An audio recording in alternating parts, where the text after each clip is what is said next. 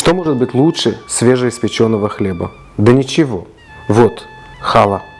Красавица.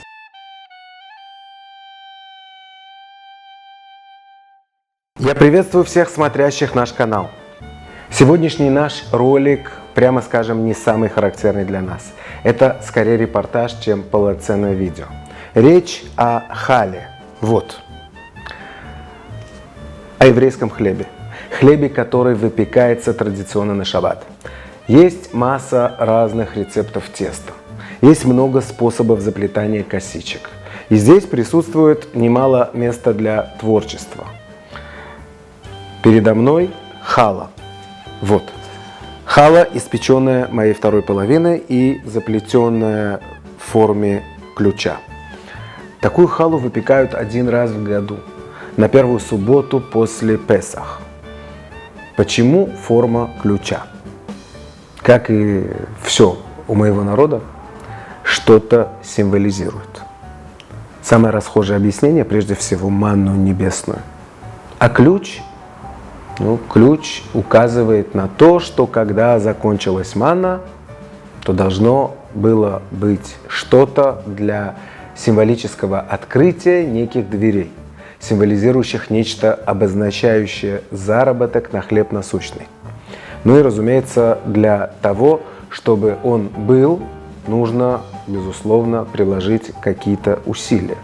То есть вырастить урожай, заработать на муку, ну и в конце концов произвести какие-то манипуляции, чтобы испечь хлеб. Места для фантазии тоже вполне достаточно. И на этом самозваный рэб Шимон переходит от слов к делу. Кстати, сделанному не его, то есть моими руками, а руками благоверной. Начинаем.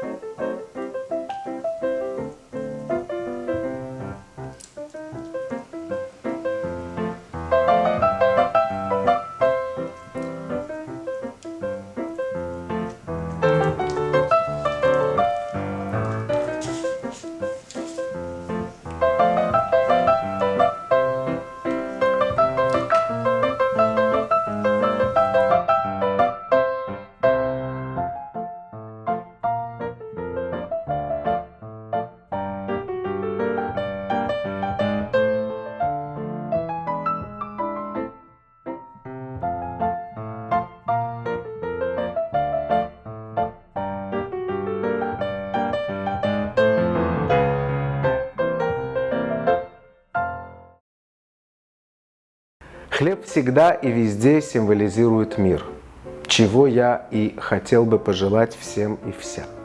Я хочу пожелать абсолютно всем всего самого наилучшего. Подписывайтесь на канал, на наш канал, пишите комментарии, ставьте лайки. Всех благ!